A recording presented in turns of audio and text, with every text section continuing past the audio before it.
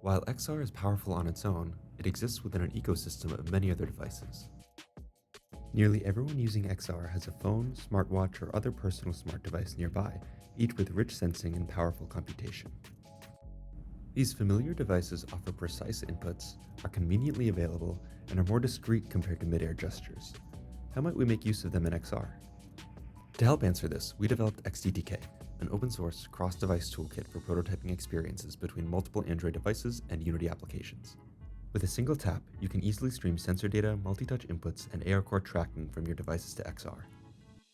You can then create behaviors that respond to different inputs from different devices, as shown here. With XDTK, you can easily use your phone to draw on an immersive whiteboard, your tablet and pen to sketch in mixed reality, or your smartwatch to navigate a virtual menu. We can also use devices to mediate blended reality experiences, like entering pass-through when checking your watch.